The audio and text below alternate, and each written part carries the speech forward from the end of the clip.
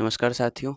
हम लोग Indian geography के इस सीरीज में आगे बढ़ रहे हैं और उसी कड़ी में आज दूसरा एपिसोड है इस सीरीज का। तो आइए हम लोग इस सीरीज में देखते हैं कि आज के एपिसोड में हमें क्या-क्या देखने को मिलने वाला है। तो आज के एपिसोड में भी इंडियन ज्योग्राफी है और इंडियन ज्योग्राफी के इस अगले कड़ी में हम देखेंगे विभिन्न टाइप से, जो कि सामान्य परिचय आपने पढ़ा ही है, आपने देखा ही होगा। इससे पहले वाले भी एपिसोड में हमने देखा था कि सामान्य परिचय, भारत का सामान्य परिचय। तो जब हम सब परिचय की बात करते हैं तो उनका क्या भौतिक स्वरूप है, उनका क्या जो है वो कहाँ से कहाँ तक क्या है, क्या विस्तार है, इस प्रकार से हम चीज़ों को देखते हैं। कितने राज्य और किन राज्यों की सीमाएं कहाँ लगती है, हमारे इंटरनेशनल बॉर्डर्स क्या क्या हैं, यही सारी चीज़ें हमें देखने को मिलती है। सामान्य परिचय की बात करें तो आप जानते हैं कि ग्लोब पे हमारा भारत जो है उत्तरी अक्षांशीय जो विस्तार हैं उसमें हम उत्तरी गोलार्ध में रहते हैं, यानी कि हमारा भारत उत्तरी गोलार्ध में अवस्थित है। और इसी प्रकार से आप कह सकते हैं कि पूर्वी गोलार्ध में भी अवस्थित है। तो हम एक सिंपल सी बात यहाँ पे कर सकते हैं कि भारत जो है 0 डिग्री देशांतर से पूरब है और 0 डिग्री अक्षांश से ऊपर है। तो यहाँ पे अगर भारत है तो आप इसको पूर्वोत्तर गोलार्ध में कह सकते हो, और हम कहते भी हैं।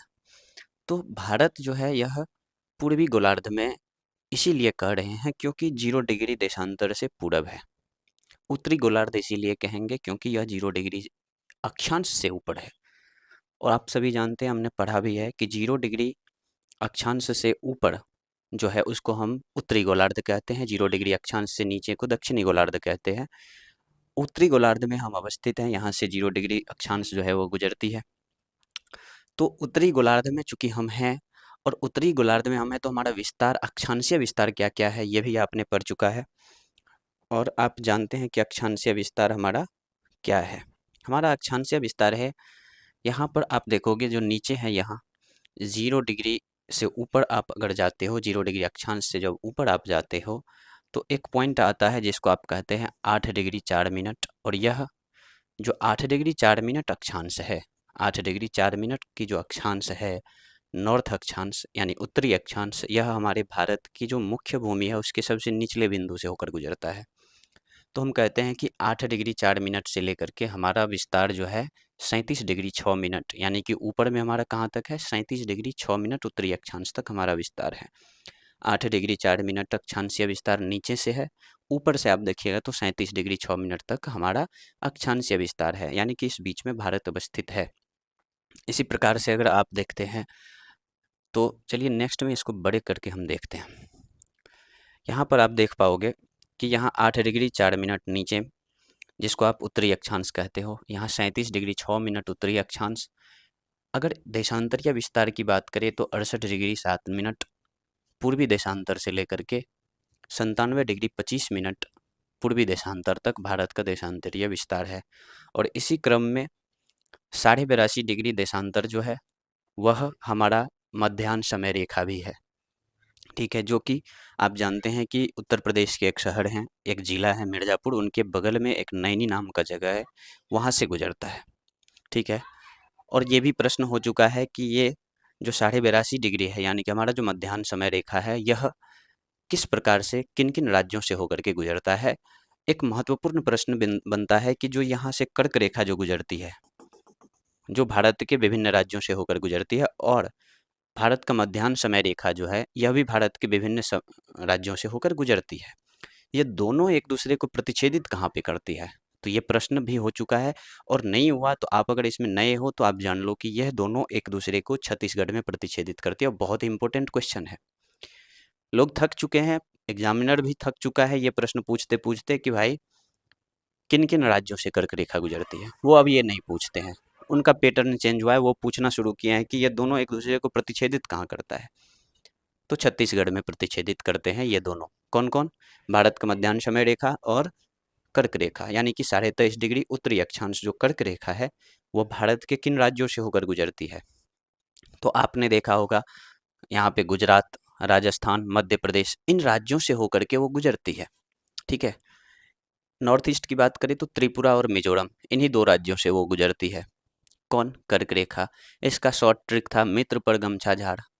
मित्र यानी कि मिजोरम त्रिपुरा, पर यानी कि पश्चिम बंगाल और राजस्थान, गमछा यानी कि गौ से हो गया आपको गुजरात, मौ से हो गया मध्य प्रदेश, छ से हो गया छत्तीसगढ़ और झाड़ से हो गया झारखंड। तो इस प्रकार के ट्रिकों के माध्यम से आप उनको याद कर सकते हैं। विभिन्न ट्रिक हैं, बहुत सारे ट्रिक्स हैं इनको याद रखने का। ठीक है, तो कर्क रेखा भारत के इन राज्यों से होकर गुजरती है और ये भी 5 राज्यों से होकर के गुजरती है। कौन? 82.5 डिग्री जो अपना समय रेखा है। ठीक है, और ये दोनों एक दूसरे को छत्तीसगढ़ में प्रतिच्छेदित करती है। तो छत्तीसगढ़ में प्रतिच्छेदित करती है, ये बात ध्यान रखेंगे और क्वेश्चन यहाँ से आता है। ठीक है, तो हमारा अक्षांशीय जो विस्तार है वो हो गया 8 डिग्री 4 मिनट उत्तरी अक्षांश से लेकर के 37 डिग्री 6 मिनट उत्तरी अक्षांश तक। देशांतरीय विस्तार की बात करें तो 68 डिग्री 7 मिनट पूर्वी देशांतर से लेकर के 97 डिग्री 25 मिनट पूर्वी देशांतर तक। अब बात ये प्रश्न भी आता है कि सर इस बिंदु को आखिर कहते क्या है जहाँ से ये गुजरती है? तो ये तो आपका कन्याकुमारी के पास जो केप कैमरून नाम की जगह है वहाँ है, 8 डिग्री 4 मिनट। तो सबसे मुख्य भूमिका सबसे दक्षिणी बिंदु केप कैमरून हुई कन्याकुमारी में, और मुख्य भूमिका सबसे उत्तरी जो बिंदु कह सकते हैं वो इंदिरा कॉल है। और मुख्य भूमि में ही अब ऊपर के इंदिरा कॉल, नीचे का आप यहाँ पर देखते हैं कि हो जाता है केप कैमरून। लेकिन यहाँ एक छूट जाता है हमारा, जब भी हम इस प्रकार के प्रश्न को देखते हैं तो यहाँ देखिए, ये अंडमान निकोबार द्वीप समूह है और अंडमान निकोबार द्वीप समूह इस मुख्य भूभाग से भी नीचे तक है। तो नीचे अगर जाओगे तो यहाँ 6 डिग्री 4 मिनट, 6 डिग्री 4 मिनट की जो जगह है अक्षांश है, वह जहाँ से गुजरता है अंडमान निकोबार द्वीप समूह के एक हिस्सा से, उसको कहते हैं Indira call, sorry Indira point, जिसको पूर्व में पिग्मेलियन पॉइंट भी कहा जाता था। अभी भी आपको प्रश्न में आ सकता है कि पिग्मेलियन पॉइंट किसे कहते हैं, तो 6 डिग्री 4 मिनट नाम का जो यह अक्षांश है जो हमारे अंडमान निकोबार द्वीप समूह के निचले हिस्से से गुजरती है, उसको आप पिग्मेलियन पॉइंट, इंदिरा पॉइंट कहते हैं। इंदिरा कॉल की जब बात करेंगे तो इंदिरा कॉल होता है 37 डिग्री 6 मिनट उत्तरी अक्षांश, जो कि हमारा लद्दाख के हिस्सा में अब पड़ता है। अब जानते हैं ये जम्मू कश्मीर के हिस्से में अब नहीं है। जम्मू कश्मीर का जो विभाजन हुआ 2019 में, जब धारा 370 को हटाया गया था, तो आप जानते हैं कि जम्मू कश्मीर का जो है विभाजन भी कर दिया गया था। लद्दाख और जम्मू कश्मीर दोनों यूटी बन गए। दोनों ही यूटी में, ये लद्दाख वाली यूटी में अब ये पॉइंट पड़ता है इंदिरा कॉल। ठीक है, तो अब इस प्रकार के जो प्रश्न हैं, हम यहाँ से बहुत सारी चीज़ों को देख सकते हैं। जैसे देखिए कि अगर आपसे पूछ दे कि भारत के तटीय राज्यों का नाम लिखें या फिर भारत के तट पे कितने राज्य हैं, भारत के कितने राज्यों के पास तट है, इन प्रकार से प्रश्न आ सकता है। ये भी आप देख सकते हो। यहाँ देखो गुजरात, गुजरात के पास तट है। उसके नीचे आओगे तो यह है महाराष्ट्र, इसके पास तट है। उसके नीचे आओगे तो यह है गोवा, इसके पास तट है। कर्नाटक, इसके पास तट है। केरल, इसके पास तट है। ठीक है, गुजरात, महाराष्ट्र, गोवा, कर्नाटक, केरल, इनके पास तट हैं, तटीय रेखाएं हैं। उसके बाद इस साइड जाओगे तो तमिलनाडु, इनके पास तट है। आंध्र प्रदेश, इनके पास तट है। उड़ीसा, इनके पास तट है। ठीक है, और यहाँ पे पश्चिम बंगाल, इनके पास भी तट है। तो पश्चिम बंगाल, उड़ीसा, आंध्र प्रदेश और तमिलनाडु, पूर्वी घाट की अगर बात करें, घाट आप देख सकते हो, मेरे इस साइड पूरब है, मेरे इस साइड पश्चिम है। तो पूरब की तरफ अगर बात करोगे, पश्चिम, इस साइड से अगर पश्चिम से बात करोगे तो गुजरात है, महाराष्ट्र है, गोवा है, कर्नाटका है और केरल है। ठीक है, यूटी जाते हैं, दमन द्वीप वगैरह, लेकिन राज्यों की अगर बात करें तो गोवा है, महाराष्ट्र है और गुजरात, इसके बाद कर्नाटका और केरल, इस प्रकार के राज्य हैं जिनके पास समुद्री तट है। प्रश्न ये नहीं बनता, प्रश्न ये भी बन जाता है कि किस राज्य के पास सबसे लंबी समुद्री तट है। तो प्रश्न में आप देखेंगे कि हो जाए गुजरात। देखने में आंध्र प्रदेश सबसे बड़ा लगता है, लेकिन आंध्र प्रदेश नहीं है। गुजरात के बाद दूसरे नंबर पे है आंध्र प्रदेश। ठीक है, जब बात करिएगा कि बहुत सारे क्वेश्चन इस प्रकार से भी बनता है कि निम्नलिखित में से कौन से राज्य अरब सागर के तट पर स्थित है, या किस राज्य के पास अरब सागरीय तट है। तो अरब सागर इधर है, ये आपका अरब सागर है ना, ये आपका अरब सागर, इधर अरब नेशंस हैं, सऊदी अरब, ये जो दुबई वगैरह है इस साइड है। ठीक है, तो अरब सागर इस बीच के जो हिस्सा है उनको कहा जाता है। इधर नीचे पूरा की पूरा इंडियन ओशन है। ठीक है, वो हिंद महासागर है, ये अरब सागर है। इस साइड में आप देखोगे तो जो बंगाल की खाड़ी है वो है। तो बंगाल की खाड़ी वाले जो क्षेत्र हैं उसमें आपको पश्चिम बंगाल के पास ये जो तट देख रहे हो, जहाँ पे हुगली नदी आकर के यानी कि गंगा जो हुगली बाद में बन के गिरती है, वहां से लेकर के नीचे तमिलनाडु तक में 4 राज्य आपको दिख रहे हैं। पश्चिम बंगाल, उड़ीसा, आंध्र प्रदेश और तमिलनाडु। ये किसके साथ हैं? तो ये हैं बंगाल के खाड़ी के साथ। अरब सागर की बात करें तो अरब सागर में गुजरात, महाराष्ट्र, गोवा, कर्नाटका और केरल, इनके तट कहाँ हैं? इनके तट अरब सागर में है। और जो ये तट वाले हैं ना, इसको कहा जाता है वेस्टर्न तट, पश्चिमी तट, और इसको कहते हैं पूर्वी तट। तो पूर्वी तट पर स्थित राज्यों की संख्या कितनी है? 4। पश्चिमी तट पर स्थित राज्यों की संख्या कितनी है? 5। 5 पश्चिमी तट पे, 4 पूर्वी तट पे, कुल कितने हुए? 9, जिनके पास तटों की संख्याएं हैं, जिनके पास तट हैं। समझ पा रहे हैं आप? तट वाले राज्य 9 हैं, जिनमें से 4 हैं पूर्वी तट पे, 5 है आपको पश्चिमी तट पे। और जो 5 पश्चिमी तट पे है, आप याद रखोगे गुजरात, गुजरात के नीचे महाराष्ट्र, गोवा, कर्नाटक और केरल। ठीक है। उसके बाद अगर पूर्वी तट की बात करें, अगर नीचे से जा रहे हो तो तमिलनाडु, आंध्र प्रदेश, उड़ीसा और वेस्ट बंगाल। नहीं तो आप अगर ऊपर से आ रहे हो तो वेस्ट बंगाल, उसके बाद उड़ीसा, उसके बाद आंध्र प्रदेश और उसके बाद फिर तमिलनाडु। ठीक है। इस प्रकार से आप तट वाले प्रश्नों को देख सकते हो। तट वाले प्रश्नों में अगर आप करते हैं, देखिए हमारा जो सीमाएं है ना, विशाल है, भारत विशाल है। इसमें अगर बात कीजिएगा इसका, किसका बात करते हैं? इसका, कि भाई हमारे पास जो तट है इसकी लंबाई आखिर कितनी है? तो कुछ नहीं, सिर्फ 6100 किलोमीटर है। कितने हैं? 6100 किलोमीटर हमारी तट है। ये मेन भूभाग का बात कर रहा हूं मैं। मुख्य भूभाग का तट कितना है? 6100 किलोमीटर है। तट वाली सीमाएं की बात कर रहा हूं मैं। अगर बात करें कि मुख्य भूभाग में ही, चूंकि स्थलीय सीमा तो मुख्य भाग में ही है, तो स्थलीय सीमाएं कितनी है? अंतर्राष्ट्रीय सीमा, तो ये आप देखे होंगे विभिन्न स्रोतों से, बहुत जगह पे ये तो आपको दिखता है 15,200 किलोमीटर, कहीं कहीं दिखता है 15,106.7 किलोमीटर। तो 15,200 किलोमीटर हम राउंड फिगर में मान लेते हैं। कहीं कहीं आपको दिखेगा कि 15,106.7 किलोमीटर ये आपको दिखता है। ठीक है।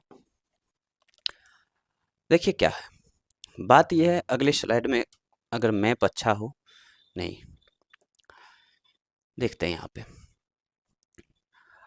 देखिए पहले इसको ही देख लेते हैं कि आखिर जो ये है हमारा ग्लोब, इस ग्लोब पे चूंकि हम, देखिए कि प्रश्न को अगर हम देखें सही से, तो कुछ प्रश्न इस प्रकार से आ जाते हैं कि अगर ग्रीनविच लाइन पे अगर 12 बज रहा हो तो हमारे यहाँ कितने बजेंगे? या ग्रीनविच लाइन पे अगर 12 बज रहा हो तो फलाने देशांतर पे कितने बजेंगे? इस प्रकार के प्रश्न देखने को मिलते हैं। कैलकुलेटिव भी होता है, थोड़ा सा मैथमेटिकल टर्म्स इसमें आ जाते हैं, लेकिन है तो ज्योग्राफी का प्रश्न। तो देखिए कैसे होता है ये, आप समझते होंगे कि ये जो 0 डिग्री है, ये जो 0 डिग्री देशांतर है, इस 0 डिग्री देशांतर से इधर जाने पर समय क्या होता है? देशांतर अगर बढ़ता है तो समय भी आगे जाता है। ठीक, इधर जाइएगा तो समय क्या होता है?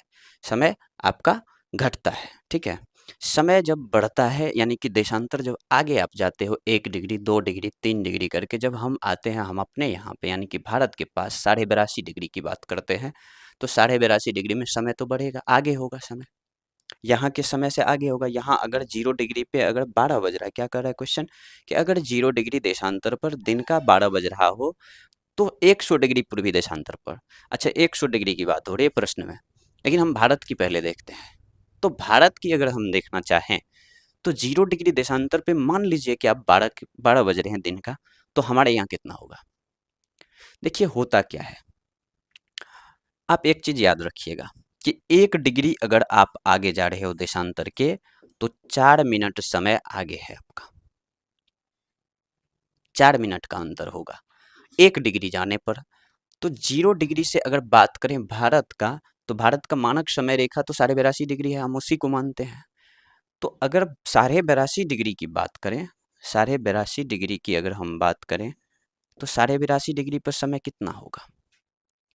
सीधी सी बात है, 1 डिग्री आगे जाने पर 4 मिनट का समय हो रहा है, आगे जा रहा है। तो 82.5 डिग्री आगे जाने पर कितना होगा? तो भैया 82.5 में 4 मिनट से गुना कर दो, उतना मिनट होगा।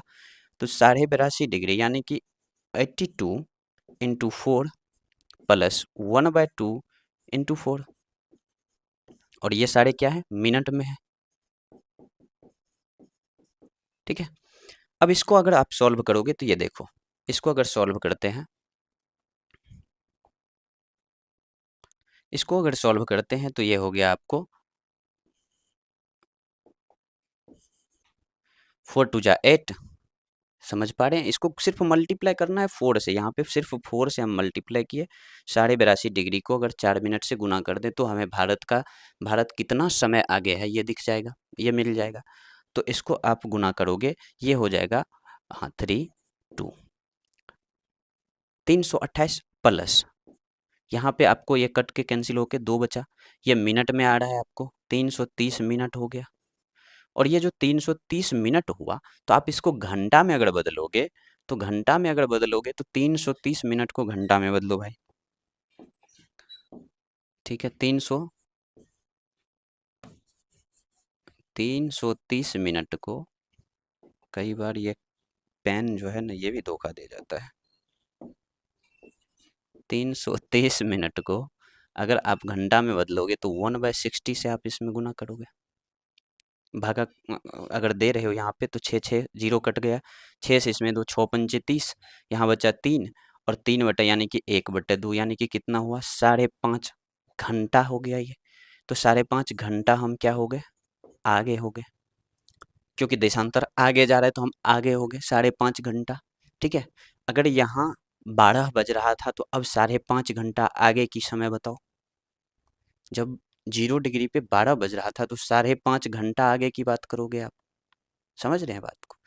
तो ऐसे इन प्रश्नों को सॉल्व किया जाता है। यहाँ जो क्वेश्चन है, यहाँ है कि 0 डिग्री देशांतर पर दिन का 12 बज रहा है, तो 100 डिग्री देशांतर पर कितना होगा? ये प्रश्न आप करोगे सेम इसी प्रकार से, क्योंकि उसमें कुछ नहीं है, 1 डिग्री आगे जाओगे, 4 मिनट का समय आगे जाओगे आप। ठीक है, तो 4 मिनट का समय आगे जाओगे, 100 डिग्री आगे जा रहे हो आप, 100 डिग्री देशांतर पे जा रहे हो, तो 4 से उसमें गुना करके बाकी को उसको घंटा में बदलोगे, उतना समय आगे जाएगा। तो 12 में उतना ऐड कर दोगे, उतना आगे का टाइम निकल जाएगा उस देशांतर पे। ऐसे इन प्रश्नों को सॉल्व किया जाता है। अब देखिए, जब आगे हम बढ़ेंगे, हाँ, आगे जब बढ़ते हैं तो हमें बॉर्डर्स की बात आती है। हम बॉर्डर की बात करते हैं। जो भारत का बॉर्डर है, अगर हम भारत के बॉर्डर को हम देखें, ठीक है, भारत की जलीय सीमाओं को तो हमने इधर देख लिया है, समुद्री तटों को। अब स्थलीय बात करते हैं। जब स्थल की बात करते हैं तो हमारा जो स्थलीय सीमा लगता है ये कुछ देशों से लगता है। कितने देशों से लगता है आप बता सकते हैं? देखिए, हम गिन लेते हैं, अभी 7 देशों से लगता है, लेकिन हम देख लेते हैं। यहाँ आप देख रहे हो कि इधर जो हमारा है ये है पाकिस्तान। हमारा सबसे बड़ा राइवल यही है, पाकिस्तान। और पाकिस्तान के बाद यहाँ पर थोड़ा सा 106 किलोमीटर के आसपास अफगानिस्तान से सीमा लगता है, लद्दाख वाले हिस्से में, जो कि पीओके के कब्जे, पाकिस्तान के कब्जे में है, जिसे हम पाकिस्तान ऑक्यूपाइड कश्मीर यानी कि पीओके कहते हैं।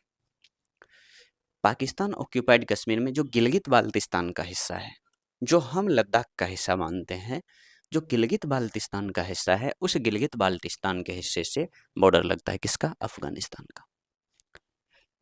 अब यहाँ से शुरू होता है और ऊपर यहाँ तक चाइना है। ठीक है, लेकिन बात क्या है कि चीन का बॉर्डर सिर्फ इधर है और यहाँ से इधर है।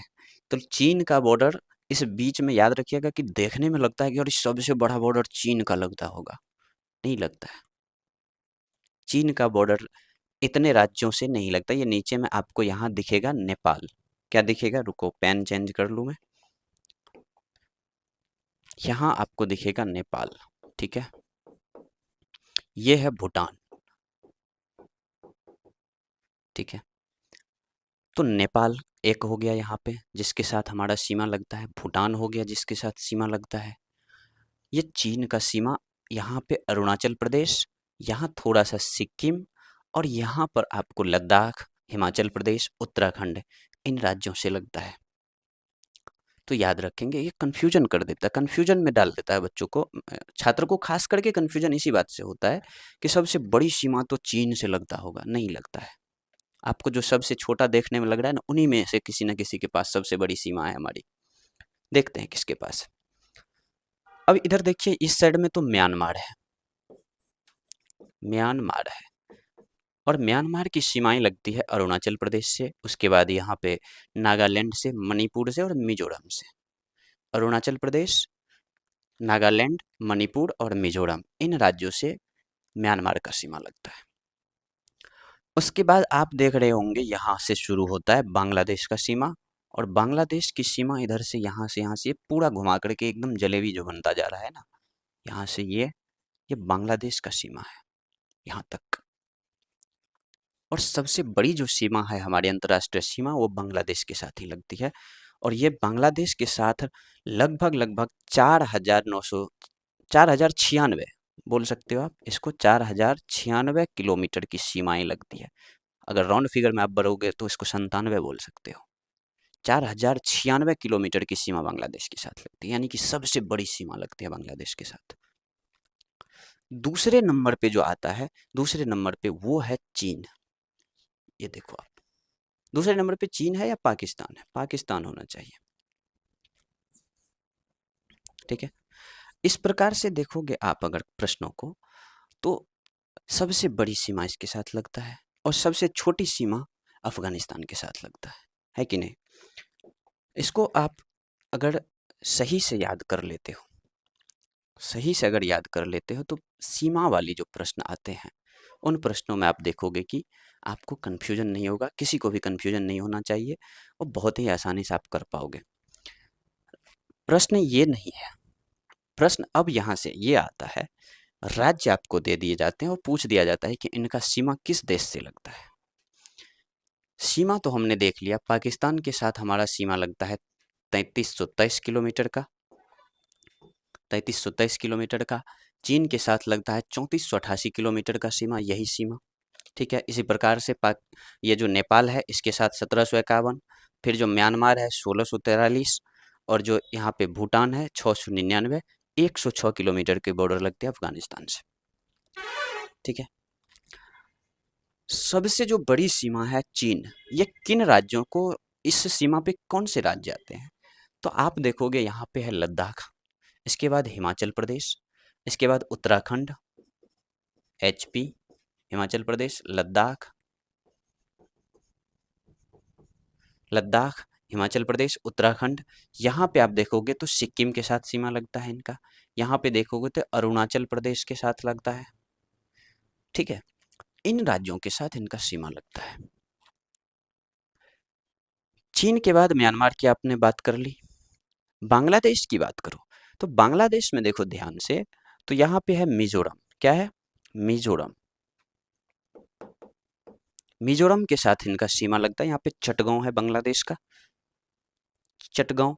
और इसके बाद यहाँ पे है त्रिपुरा, त्रिपुरा इनके साथ सीमा लगता है बांग्लादेश का, त्रिपुरा राज्य हमारे इनकी सीमा पे। ये है मेघालय, मेघालय, और मेघालय में सर्वाधिक वर्षा का क्षेत्र है, और उस क्षेत्र का क्या नाम है ये आप हमें कमेंट में जरूर बताएं। उसके बाद देखो ऊपर यहाँ पे आप देख पाओगे कि पश्चिम बंगाल के साथ यहाँ से यहाँ तक का सीमा लगता है इनका, और थोड़ा सा असम के साथ लगता है, ठीक। तो असम के साथ भी सीमा लगता है और पश्चिम बंगाल के साथ भी इनका सीमा लगता है। बांग्लादेश के पास जो ये राज्य हैं, इनके साथ सीमाएं लगती हैं, और बांग्लादेश की सीमा सबसे बड़ी इसी वजह से है कि ये एकदम से स्प्रिंग जैसे, एकदम से यहाँ से लेकर के स्प्रिंग जैसे, इसको अगर खींचोगे तो आपको सबसे बड़ा दिखेगा, ठीक है। बात करते हैं चीन का, चीन का बात हो गया, पाकिस्तान की बात करते हैं। पाकिस्तान के किन राज्यों के साथ सीमा लगती है? तो यहाँ देख पाओगे आप गुजरात, शुरुआत में गुजरात यहाँ नीचे से कर रहा हूँ मैं, उसके बाद यहाँ राजस्थान, उसके बाद आप ऊपर जाओगे तो पंजाब, ठीक है। पंजाब से ऊपर जाओगे तो JK, और इससे ऊपर जाओगे जो उनके कब्जे में है, और लद्दाख, ठीक है। लद्दाख ने नए डिवाइड जो हुआ है इसके बाद, जो कश्मीर का हमने विभाजन किया 19 में 2019 में, उसके बाद लद्दाख से इनकी सीमाएं लगती है, पहले नहीं लगता था। और उसी लद्दाख से आपका जो ऊपर की बात है तो वहां पे लगता है किसका, अफगानिस्तान का। तो देखो लद्दाख, जम्मू कश्मीर, पंजाब, राजस्थान, गुजरात, ये वो राज्य हैं जो पाकिस्तान के साथ सीमाएं साझा करती है। फिर बात है नेपाल की। नेपाल में आप देखोगे उत्तराखंड, उत्तर प्रदेश, बिहार, सिक्किम, इन राज्यों का सीमा जो है इनसे लगता है। यहाँ प्रश्न आता है कि यहाँ जो ये पश्चिम बंगाल है, क्या इनका सीमा नेपाल से लगता है? जरूर लगता है, बिल्कुल रूप से लगता है, और यही कंफ्यूजनिंग क्वेश्चन है, ये कंफ्यूजन में डाल देता है। यहाँ आप ध्यान रखोगे, जो यहाँ ये छोटी सी जो जगह है, ये जो छोटी सी जगह है, यहाँ पे थोड़ी सी सीमा, सिलीगुड़ी कॉरिडोर जिसको आप बोलते हो, चिकन नेक जहाँ पे बोला जाता है, वहाँ पे सीमा नेपाल से लगता है। ठीक है, तो आप प्रश्नों को इसी प्रकार से देखते रहेंगे, रिवीजन करेंगे, तो ये चीज़ें आराम से आप कर पाओगे। अगला प्रश्न देखते हैं। प्रश्न क्या, इस स्लाइड में आप ये चीज़ जानोगे कि उन सीमाओं को कहा क्या जाता है। जो सीमाएं हमने देखी है उनको हम कहते क्या हैं? तो इन सीमाओं को आप देखोगे, रेड क्लिफ लाइन किसको कहा जाता है? हमने प्रीवियस वीडियोस में इनको डिस्कस किया है, आप बताओगे कि किसको कहा जाता है ये रेड क्लिफ लाइन किसको कहते हैं? रेड क्लिफ लाइन दो जगह की सीमाओं को हम कहते हैं। जब हमारा भारत विभाजन हुआ, भारत का जो विभाजन हुआ, तो उस भारत के विभाजन के समय ये जो जगह है ये भी पाकिस्तान हुआ करता था, पूर्वी पाकिस्तान इसको कहते थे। और पूर्वी पाकिस्तान, उसके बाद इधर बना था आपका एक पाकिस्तान, जिसको आप वेस्ट पाकिस्तान या पश्चिमी पाकिस्तान कहते थे उस समय। अभी तो एक ही बचा है, ये बांग्लादेश हो गया 1971 में। ठीक है, तो ये जो पाकिस्तान बने थे, ये एक लाइन रेड क्लिफ लाइन से ही बना गया था। एक एकदम बेवकूफ़ टाइप के इंसान थे, उन्होंने ना ये देखा ना वो कि कैसे कौन सी सिटीज़ किधर जाना है, बिल्कुल नहीं, उन्होंने लाइन खींचा, ले भाई हो गया पाकिस्तान। और इस प्रकार से जो उन्होंने दिया था लाइन, उसी को हम कहते हैं रेड क्लिफ लाइन। और ये जो अभी आपको ग्रीन ग्रीन लाइन दिख रही है ना दोनों जगह, इसी को रेड क्लिफ लाइन कहते हैं। ये 15 अगस्त 1947 को हुआ, और उसी दिन से हमारा भारत विभाज्य हुआ, और उसके बाद जो है इसको हम कहने लगे रेड क्लिफ लाइन, और हमारी अंतर्राष्ट्रीय सीमाएं हो गई है। जो कल तक पंजाब एक था वो पंजाब दो हो गया, जो कल तक सिंध एक था वो दो भाग में टूट गया। जो भी हिस्से थे इस क्षेत्र में, वहां पे बड़े रक्तपात हुए विभाजन की वजह से। और जिसको आप देखोगे कि हम पिछले कुछ वर्षों से, जब ये सरकार, प्रधानमंत्री मोदी ने ये अनाउंस किया था लाल किला से कि विभाजन विभीषिका दिवस मनाएंगे, और वो कब मनाते हैं? 14 अगस्त को मनाते हैं, आपको याद होगा। 15 अगस्त से एक दिन पहले, क्योंकि उसी रात की वो खूनी खेल थी। ठीक, तो इसीलिए हम लोगों ने उसे क्या मनाना शुरू किया? मनाना क्या, याद करना शुरू किया उन लोगों को जिन्होंने इस विभाजन में अपना सर्वस्व न्यौछावर कर दिया, कत्लेआम मचा था। उसी कत्लेआम को याद करने के लिए विभाजन विभीषिका दिवस यहाँ पे याद किया जाता है 14 अगस्त को। ठीक है, तो रेड क्लिफ लाइन जो है यह इन्हीं दोनों लाइन को कहा जाता है। रेड क्लिफ लाइन की बात अगर हम करें, मैकमोहन लाइन, मैकमोहन लाइन किसको कहेंगे? तो मैकमोहन लाइन जो चाइना के साथ बॉर्डर लगती है, जो चाइना के साथ ये बॉर्डर लगते हैं, इसको आप मैकमोहन लाइन कहते हो। ठीक है, चाइना के साथ बॉर्डर किन राज्यों के साथ लगता है आपने देख चुका है, लद्दाख, हिमाचल प्रदेश, उत्तराखंड, सिक्किम और अरुणाचल प्रदेश, ये चाइना के साथ बॉर्डर लगते हैं। और उन्हीं लाइन को हम मैकमोहन लाइन कहते हैं। यह जब आज़ाद भारत था ना, उससे पहले ये लाइन डिसाइड हो चुकी थी। और कब हुई थी? 1914 में शिमला में। जो उस समय के ब्रिटिश इंडिया के जो ऑफिशियल्स थे वो, और चाइनीज काउंटर पार्ट जो थे, वो बैठ करके शिमला में ये एग्रीमेंट किए थे, और मैकमोहन लाइन ड्रॉ किया था उन्होंने। अभी चाइना इसी लाइन को लेकर के उथल पुथल में रहता है कि नहीं हम नहीं मानते। नहीं मानो, हमें क्या है। उसके बाद देखोगे डूरंड लाइन। डूरंड लाइन किसके बीच आता है? तो डूरंड लाइन आता है अफगानिस्तान और हमारे बीच। अफगानिस्तान के साथ जब इस लाइन को 1896 ईस्वी में ब्रिटिशर्सों ने खींचा, अंग्रेज़ों ने जब अफ़गानिस्तान के साथ इस लाइन को बनाया था, अफ़गानिस्तान के लाइन को ड्रॉ किया था, तो उस समय ये पाकिस्तान तो था नहीं, हम थे भाई। हम बोले तो हिंदुस्तान था, अनडिवाइडेड था। तो यहाँ से जब इस लाइन को खींचा गया, तो इसी को कहा गया था डूरंड लाइन। डूरंड रेखा इसी को कहा गया था, और ये रेखा आगे चल करके यहाँ से ये यहाँ तक मिलती है। तो प्रश्न यहाँ से आपको दो प्रकार से पूछे जा सकते हैं। दो प्रकार क्या, ऑप्शंस की खेल हो सकती है। अगर ऑप्शन में रहे कि क्वेश्चन ये रहे कि डूरंड लाइन किन के बीच है, और ऑप्शन में रहे कि भारत अफगानिस्तान, तो भारत अफगानिस्तान आप जरूर मारिए, क्योंकि यहाँ पे आप जो 106 किलोमीटर की सीमा देखते हो, वह एटलीस्ट वह तो हमारे साथ अफगानिस्तान का लगता ही है। ठीक है, ये जो 106 किलोमीटर की सीमा होती है, वो अफगानिस्तान के साथ हमारा तो लगता है डूरंड लाइन। भाई कब्जे में उनके है, कभी ना कभी तो लेना है हमें। पीओके है, कभी ना कभी तो वो इंडियन कश्मीर होगा ही, इंडियन कश्मीर का हिस्सा है, मानते हैं हम वो है। तो हम जब वो लेंगे तो हमारा तो डूरंड लाइन है वो। तो इसीलिए डूरंड लाइन के बारे में जब प्रश्न आए, तो आप ये ध्यान रखोगे कि भारत और अफगानिस्तान के बीच ये सीमा लगती है। भारत अफगानिस्तान के अलावा अगर ये ना रहे ऑप्शन में, तो पाकिस्तान और अफगानिस्तान हो सकता है, और तब वो सही होगा। और मैं तो प्रश्न बनाने वालों को कहूंगा कि भाई आप क्यों देते हो अफगानिस्तान और पाकिस्तान, आप ये दो ना कि भारत और अफगानिस्तान। इसके बाद देख पा रहे होंगे आप काली नदी। काली नदी में यहाँ पे आप देखोगे कि लिपुलेख एक जगह जो विवादित हो गया था हाल फिलहाल में, केपी शर्मा ओली जो नेपाल वाले हैं, ये बहुत ही बिलबिला रहे थे। तो ये काली नदी की ही विवाद थी। दरअसल देखिए, उस विवाद को मैं समझाता हूँ है क्या। काली नदी की दो धाराएं हैं, दो धाराएं मिलकर के काली नदी बनती है। आगे ये दो धाराएं मिलती है इस क्षेत्र में। यहाँ पे काली नदी की दो धाराएं हैं, और इधर से एक धारा आती है, और ये आकर के आगे फिर मिल जाती है। ठीक है, तो ये जो काली नदी की जो धाराएं हैं, यही इसी को पकड़ करके ये पता नहीं किन के सह पे किया, चाइना के सह पे किया, कि अमेरिका के सह पे किया, कि भारत को जो है ना एक विवाद और खड़ा कर दिया गया, और कर दिए थे इन्होंने। ये केपी शर्मा ओली का कांड था। इन्होंने क्या कहना शुरू कर दिया, बात ये हुई थी कि काली नदी की जो है वह भारत और नेपाल के बीच सीमा साझा करती है। सुगौली संधि नाम से एक हुआ था, और सुगौली संधि में यह बात हुई थी कि ये ब्रिटिश इंडिया के टाइम का बात है, कि काली नदी जो है भारत और नेपाल के बीच सीमा साझा करती है। वो चीजें चल रही थी, चल रही है अभी भी, और मान्य है।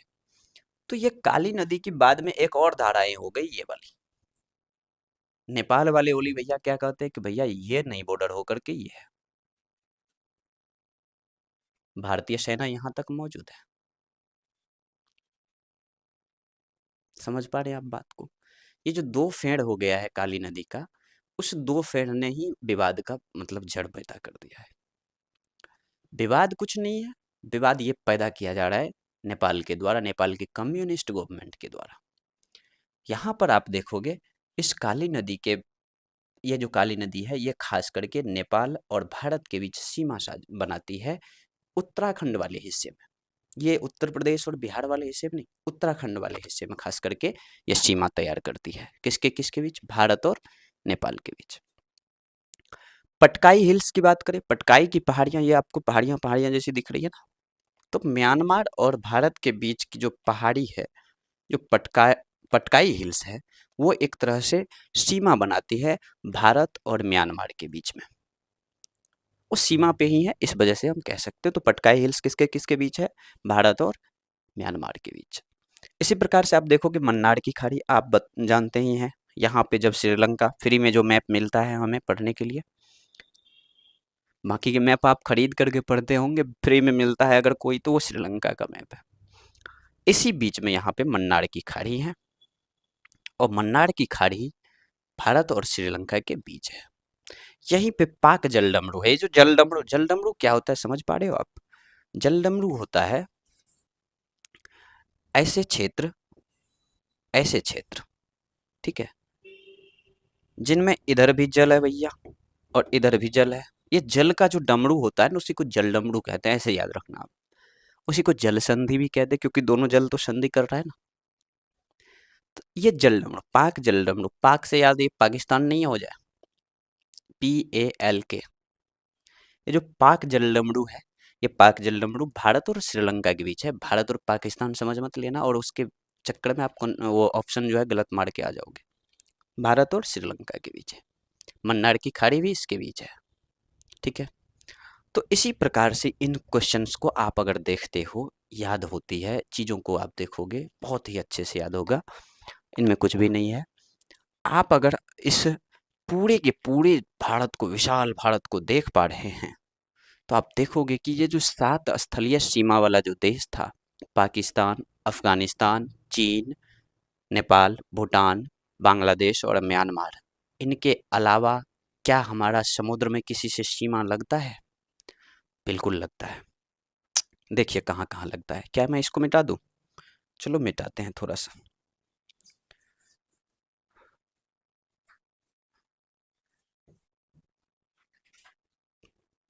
देखिए, समुद्री सीमा की अगर हम बात करें, तो आप देखोगे कि यहाँ जो श्रीलंका था, यहाँ जो श्रीलंका था, तो उसके साथ भी समुद्री सीमा हमारी लगती है कहीं ना कहीं। एक्सक्लूसिव इकोनॉमिक जोन अगर टकरा रहा है तो समुद्री सीमा तो लग रहा है। एक्सक्लूसिव इकोनॉमिक जोन क्या होता है हम आगे देखेंगे, लेकिन एक्सक्लूसिव इकोनॉमिक जोन अगर टकरा रहा है तो हमारी सीमा तो जरूर लगती है। इस प्रकार से आप श्रीलंका देख पा रहे होंगे। और एक बात बताओ, यहाँ पर चूंकि हमारा भी एक्सक्लूसिव इकोनॉमिक जोन है, और इस साइड बांग्लादेश का भी होगा, तो क्या हमारा सीमा हुआ? बिल्कुल हुआ। इसी प्रकार से यहाँ पे म्यांमार के साथ हो जाता है, यहाँ पर भी म्यांमार के साथ हो जाता है।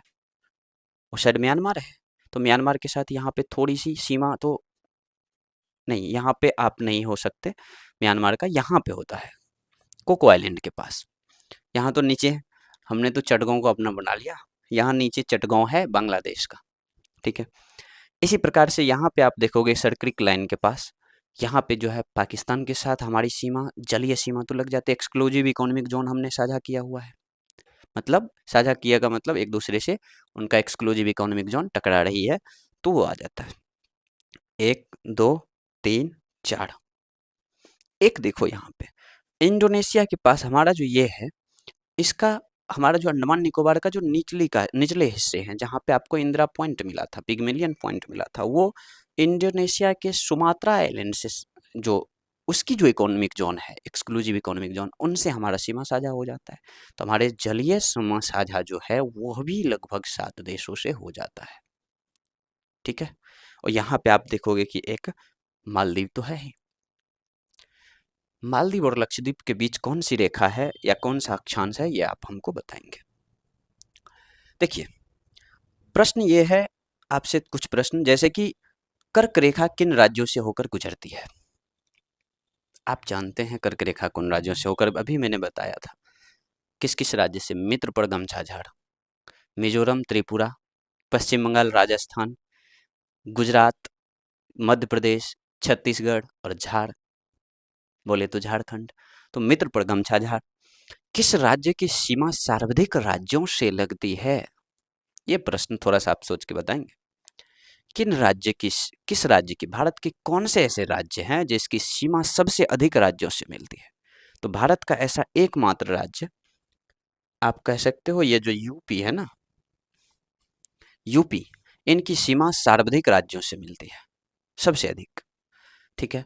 उसके बाद राजस्थान से भी इनकी सीमा लगती है, जो कि कंफ्यूजन होता है, राजस्थान से यहाँ पे सीमा लगते हैं इनका, ये कंफ्यूजन हो जाता है लोगों को। कितने और किन राज्यों के पास समुद्री तट है? मैंने प्रीवियस में देख चुका है, आपको मैंने बताया था कि किन किन राज्यों के पास समुद्र है। आइए एक बार के लिए हम इसको याद कर लेते हैं, और किन राज्यों के पास समुद्र है ये हम देख लेते हैं, ठीक है। समुद्र किन राज्यों के पास है? समुद्र आपका ये जो वी शेप में भारत है नीचे, इनमें आपने देखा था कि 9 राज्यों के पास समुद्र है। 5 पश्चिमी तट पे, 4 पूर्वी तट पे। जो 5 पश्चिमी तट पे है उनमें कौन था? उनमें था गुजरात, महाराष्ट्र, गोवा, कर्नाटका, केरल। गुजरात, महाराष्ट्र, गोवा, कर्नाटक और केरल। जो पूर्वी तट पे राज्य थे वो कौन थे? वेस्ट बंगाल, उड़ीसा, आंध्र प्रदेश, उसके बाद नीचे तमिलनाडु। इन राज्यों के पास समुद्री तट है। तो आप कितने और किन राज्यों, तो 9 राज्यों के पास, और किन राज्यों के पास तो वो मैंने बोल दिया अभी। नेपाल के साथ अंतर्राष्ट्रीय सीमा बनाने वाले राज्य कौन है? नेपाल के साथ कौन से राज्य जो है वो सीमा बनाती है?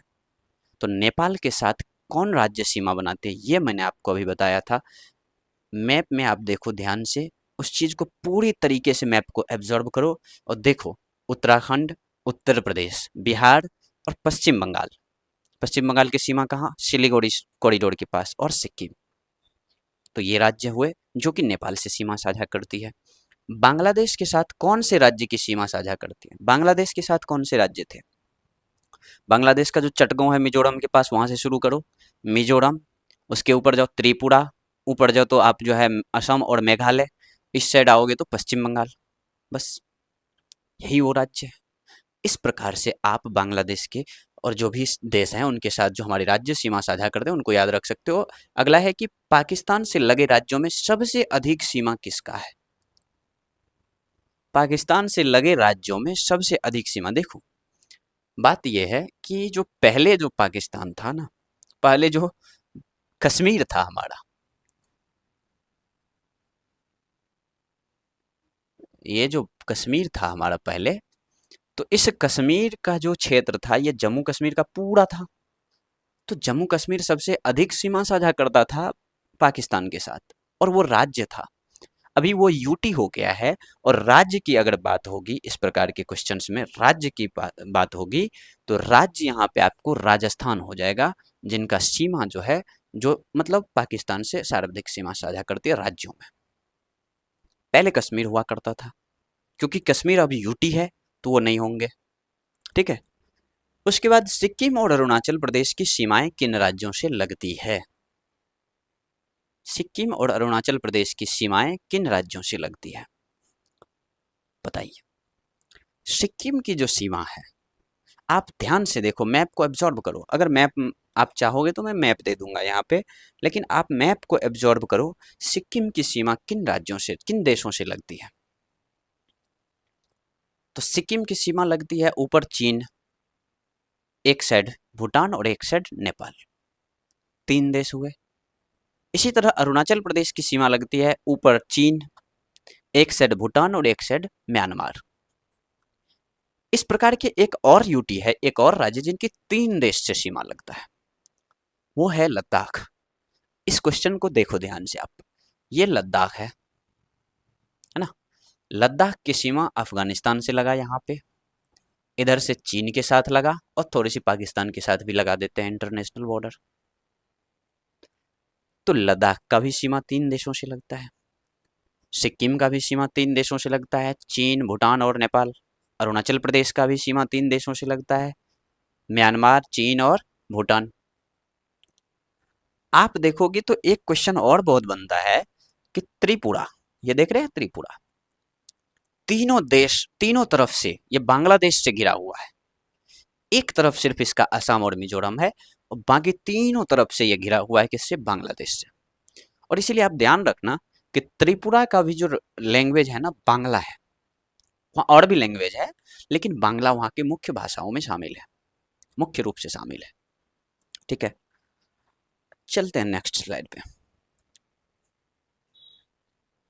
सिक्किम और अरुणाचल प्रदेश की यह बात हो गई। अब देखिए, हमने किया था बात कि हम देखेंगे समुद्री मील क्या होती है, मतलब समुद्र में जो हमारा वो बोल रहे थे एक्सक्लूसिव इकोनॉमिक जोन, वो क्या चीज है।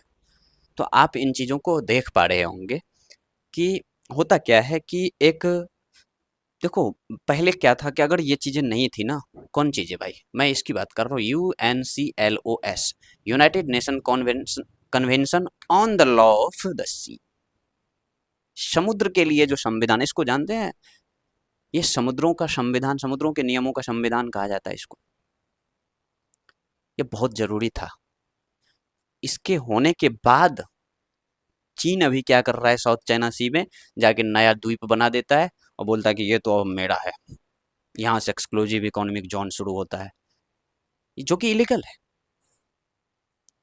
इलीगल होते हुए भी वो कर रहा है अभी, और जब सोचो, आप कल्पना करो कि ये कानून अगर नहीं होंगे तो बड़े बड़े देशों का क्या हाल होता होगा, वो क्या करते होंगे छोटे छोटे देशों को। छोटे देशों की तो समुद्री सीमा होया ही नहीं करती थी, बदते ही नहीं थे, मतलब मानते ही नहीं थे लोग, बड़े बड़े देश जो थे। अभी चीन फिलीपींस वगैरह को परेशान करते रहता है साउथ चाइना सी में। ये कानून होने के बाद अंतर्राष्ट्रीय कानून है, ये यूएन का कानून है। तो जब ये यूएन का कानून 1982 में बना, ये लागू होने में थोड़ा समय लग गया, 94 में जाके लागू हुआ। और जब 94-95 में लागू हुआ तो भारत ने भी 96 में आकर के 1996 में आकर के भारत ने इनके बारे में जो है, नहीं 1996 में आकर के इसको जो है एक अधिनियम बनाया था। ठीक है, तो आप इन चीजों को अगर देखोगे, आप इन चीजों को, प्रश्नों को अगर देखते हो, उसमें जब एक्सक्लूसिव इकोनॉमिक जोन आता है तो एक्सक्लूसिव इकोनॉमिक जोन में आप इन चीज को देखो और समझो कि आखिर ये होता क्या है। इसीलिए मैं ये स्लाइड लेकर के आया हूं कि आप समझो इसको। देखो, यूएनसीएलओएस का जो नियम था उसमें यह था कि भैया किसी भी देश का, हम किसी देश की बात ही क्यों करें भाई, हम भारत की बात करते हैं। किसी भी देश का जो समुद्र से सटे जो देश राज्य हैं, उन राज्यों में क्या है कि उबड़ खाबड़ रहता है, टेढ़ी मेढ़ी लाइन रहती है, सीमा तो सीधा रहता नहीं है। तो भाई सीधा सीधा एक लाइन खींच लेना बगल से। इनका कहना था कि लाइन खींच लेना एक, जिसको आप बेस लाइन कह दोगे, बेस लाइन। ठीक है, बेस लाइन कह लोगे। और उस बेस लाइन के अंदर जो वाटर होंगे, जो बेस लाइन के अंदर वाटर होंगे, उसको आप इंटरनल वाटर आप आराम से कह दोगे, क्योंकि बेस लाइन खींच लिया है। और बेस लाइन के बाद जो भी चीजें होगी वो निर्धारित की जाएगी, वो आपका अंदर का बात है, अंदर का वो जो है जल है, इसीलिए उसको आप कहोगे इंटरनल वाटर। और वो पूरी तरह से आपकी देश की संपत्ति है, देश की संप्रभुता है, उस पर रहता है। ठीक है, अब इस लाइन से, यानी कि इस जो आधार लाइन है, इसको जो बेस लाइन कहे आप, यहाँ से 12 नॉटिकल माइल की दूरी तक, कहाँ तक, 12 नॉटिकल माइल की दूरी तक जो क्षेत्र होंगे उसको आप टेरिटोरियल वाटर कहेंगे। टेरिटोरियल वाटर कहेंगे, यानी कि प्रादेशिक सीमा कहोगे आप, प्रादेशिक जल में आप, प्रादेशिक जल हुआ वो आपका, और उस पे देश का पूरा अधिकार है, उसमें आप कुछ भी करो, जो भी चीजें हैं वो कर सकते हैं, खनन कार्य कर सकते हैं। खनन कार्य की तो बात ही छोड़ दो, उसमें जो भी है टैक्स वैक्स ये सब सारी चीजें ले सकते हो। और इससे आगे की बात अगर करोगे तो यहाँ से 12 नॉटिकल माइल, ये बच्चे भूल जाते हैं, जो भी छात्र हैं वो भूल जाते हैं कि यहाँ से 12 नॉटिकल माइल, यानी टोटल देखें तो बेस लाइन से 24 नॉटिकल माइल की दूरी तक में जो क्षेत्र होता है, उस पर आपको कानून बनाने का अधिकार हो जाता है। मान लीजिए किसी का विदेशी जहाज आकर के ऐसे ही बिना टैक्स दिए घुस गया, तो उससे टैक्स लेंगे कि भैया ऐसे कैसे हमारे यहाँ आ गए, दो। समझ रहे हैं? तो ये 24 नॉटिकल माइल तक होता है। ठीक, बेस लाइन से 24 नॉटिकल माइल। लेकिन बेस लाइन से 24 नॉटिकल माइल नहीं, खास करके ये 12 नॉटिकल माइल जो है ये वो क्षेत्र है।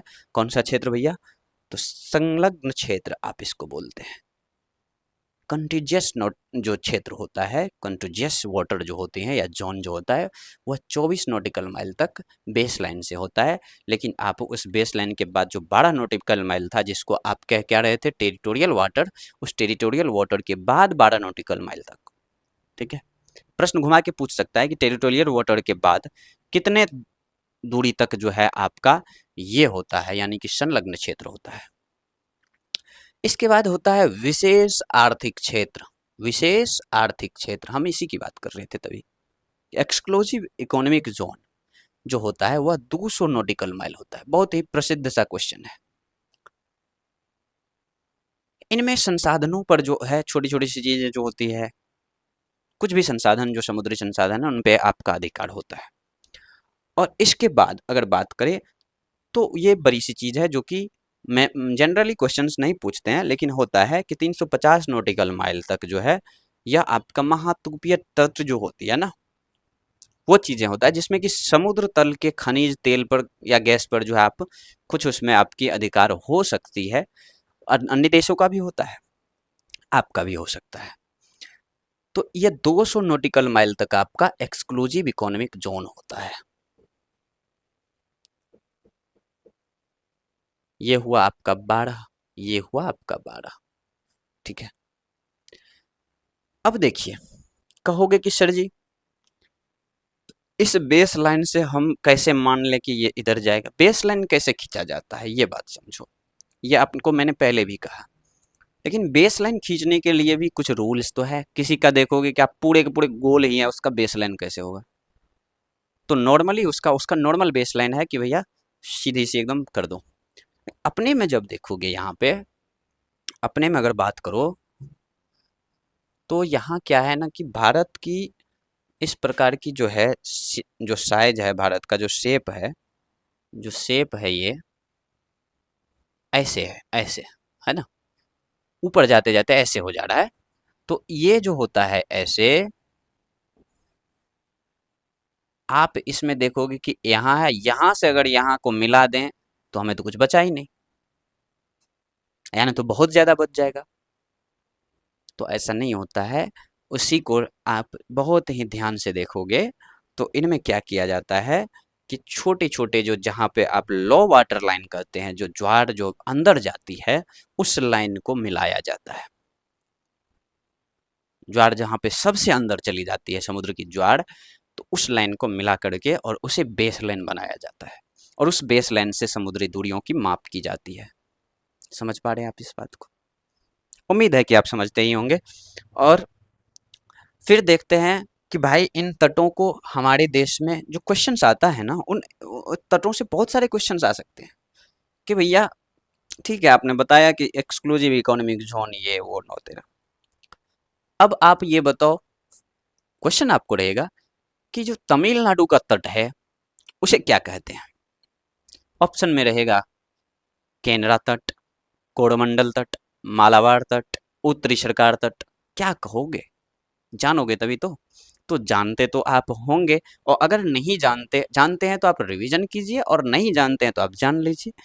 देखिए क्या है इसमें बात कि हमने देखा था कि इस साइड से हमारा 5 राज्य है जो समुद्र के साथ जो है इनकी सीमाएं लगती है, यानी कि समुद्री तट है इनके पास। ठीक है, तो जो गुजरात है, इस गुजरात की जो तट है इसको कहते हैं काठियावाड़ तट। काठियावाड़ी तट याद रखना, गुजरात के तट को काठियावाड़ तट कहते हैं। गुजरात के बाद जब आप देखोगे तो गुजरात से लेकर के नीचे, गुजरात में जो दमन द्वीप है, खास करके जो दमन द्वीप का क्षेत्र है, वहां से लेकर के नीचे गोवा तक के क्षेत्र को आप क्या कहते हैं? गोवा तक के क्षेत्र को आप क्या कहते हैं?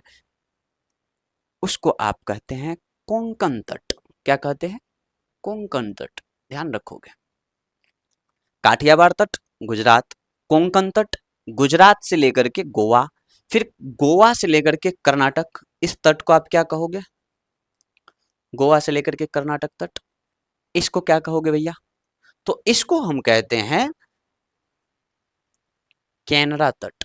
ये केनरा तट खास करके गोवा में जो है ना, गोवा से लेकर के कर्नाटक के मैंगलोर तक के क्षेत्र को कहते हैं। प्रश्न अगर घुमा दे कि मैंगलोर तक के, तो आप ये भूल मत जाना, क्योंकि वो केनरा तट है। सीधी सी बात है, आप याद रखो कि गोवा से लेकर के कर्नाटक तक केनरा तट, कर्नाटक में मैंगलोर, एक जगह याद रखनी है बस। और मैंगलोर, मैंगलुरु पोर्ट वोर्ट जो है ना वही वाला। तो मैंगलुरु तक जो है, गोवा से मैंगलुरु तक, वो क्या होगा? केनरा तट। फिर गोवा से गुजरात तक क्या था? कोंकण तट। गुजरात के पूरे तट को क्या कहते हैं? काठियावाड़ तट। अब देखो कि कर्नाटक के मैंगलोर से लेकर के नीचे अगर बात करोगे तो कन्याकुमारी तक, ये जो तट है इनको क्या कहते हैं आप? इनको कहते हैं मालाबार तट। क्या कहते हैं? मालाबार तट। आपसे एक प्रश्न है मेरा, ये आप कमेंट बॉक्स में जरूर से लिखोगे कि मालाबार नाम से एक एक्सरसाइज होती है, किन देशों के बीच होता है? मालाबार एक्सरसाइज किसके किसके बीच होता है, ये आप बताओगे। ध्यान रखो, काठियावाड़ तट, ये है काठियावाड़ तट, ये आपका काठियावाड़ तट याद रखोगे या फिर लिख दूं भैया? काठियावाड़ तट। ये आपका कोंकण तट, ये आपका गोवा के बाद गुजरात से गोवा तक, गुजरात से गोवा तक कोंकण तट, गोवा से कर्नाटक तक केनरा तट, केनरा तट, कर्नाटक से लेकर के नीचे तमिलनाडु कन्याकुमारी तक क्या है? तो कोरोमंडल। कोरोमंडल ही था, मालाबार, सॉरी, मालाबार तट, मालाबार तट है,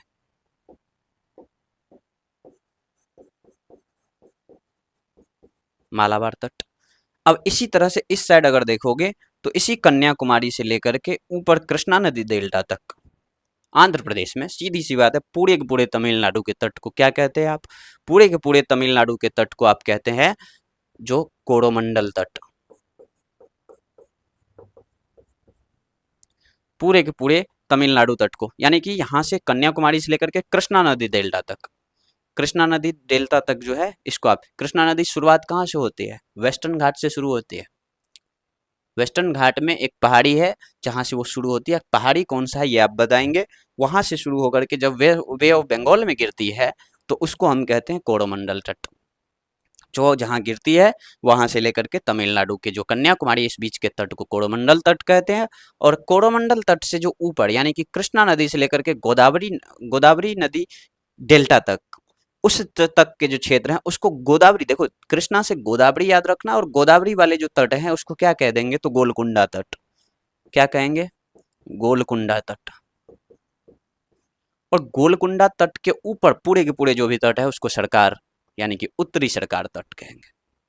ठीक है, तो याद रखो, गुजरात के तट को काठियावाड़ तट कहते हैं, गुजरात से गोवा के बीच कोंकण तट, गोवा से लेकर के कर्नाटक के बीच केनरा तट, और कर्नाटक से लेकर के तमिलनाडु यानी नीचे कन्याकुमारी तक पूरे केरल तेरल जो भी है इसमें बीच में उसको मालाबार तट कहते हैं।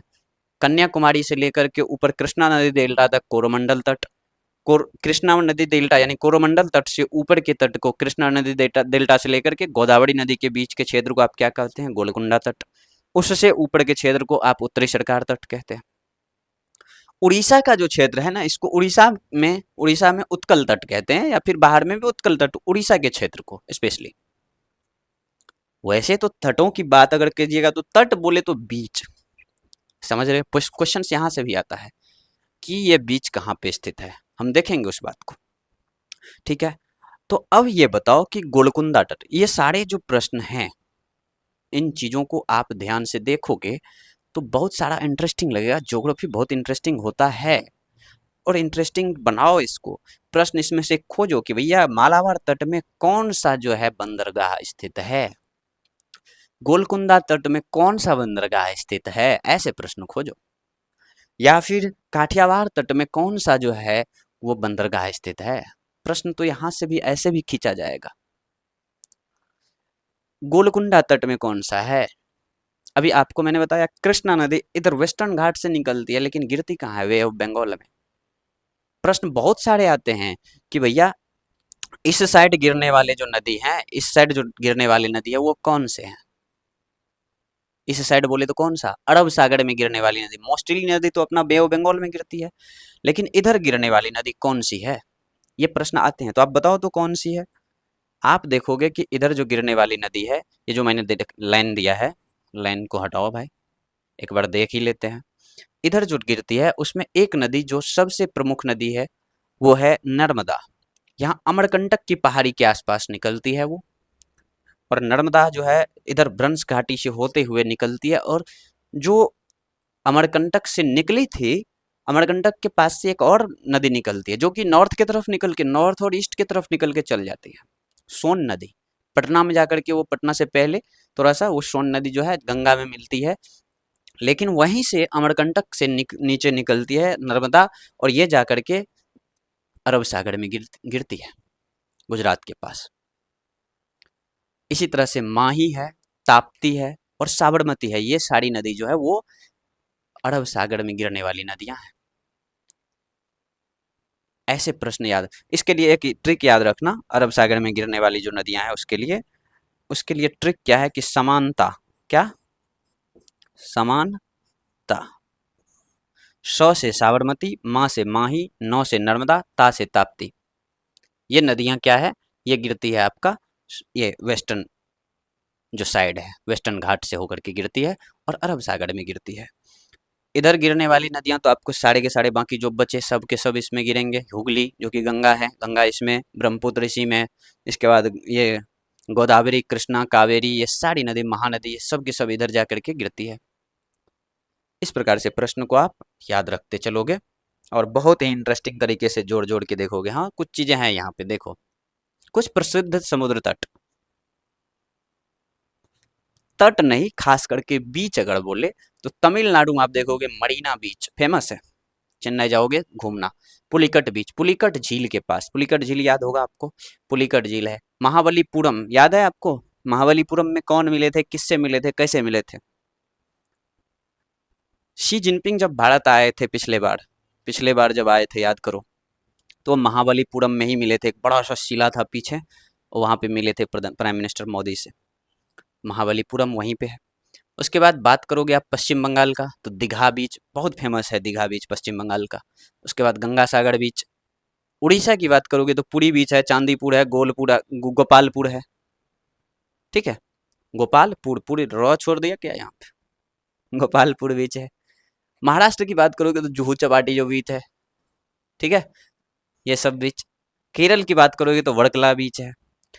ऐसे अन्य में देखो तो अंडमान निकोबार में जाओगे तो अन्य बीच जो भी है दो चार एक दो हैं, तो राधानगर बीच है, ये अंडमान में है। और इसे भारत के सबसे अच्छे बीचों में माना जाता है। टूरिस्ट जो बाहर से आते हैं वो राधानगर बीच को बहुत पसंद करते हैं। ये जो लोग होते हैं ना, जो भारत के लोग बाहर के बीचों पे जाके आराम फरमाते हैं, मैं तो उनसे कहूंगा कि भैया एक बार आप राधानगर बीच वगैरह हुओ, बहुत ही शानदार लगेगा आपको। उसके बाद पौंडीचेरी में है ओरीविले बीच, सेरेनिटी बीच, ये सारी चीजें, पैराडाइज बीच, नाम ही पैराडाइज है। गोवा में है गोवा का बीच तो सबसे फेमस होता है भाई, आप खुद जानो। तो इस तरह के जो क्वेश्चंस हैं वो होंगे। और अगला जो हमारा चैप्टर होगा, मैं उम्मीद करता हूँ कि आप बहुत ही अच्छे से इस वीडियो को देख रहे होंगे, हमें आपका जो है स्नेह मिलेगा। अगला जो होगा वो होगा भारत का भौतिक स्वरूप। इसमें हम आपको बताने वाले हैं उस वीडियो में, उस एपिसोड में, कि पहाड़, भारत का भौतिक स्वरूप बोले तो 3 भाग में बांट करके 4 भाग में जो भी है उनका, और देखेंगे कि पहाड़, पठार और मैदान ये सब चीज़ें क्या होती है, कैसे होती है, बहुत इंटरेस्टिंग तरीके से देखेंगे। और उम्मीद है कि इस वीडियो के बाद जो वीडियोज आएंगी वो भी आपको बहुत पसंद आएगा। और इसी के साथ मैं आज के लिए इस एपिसोड को बंद करता हूँ। धन्यवाद।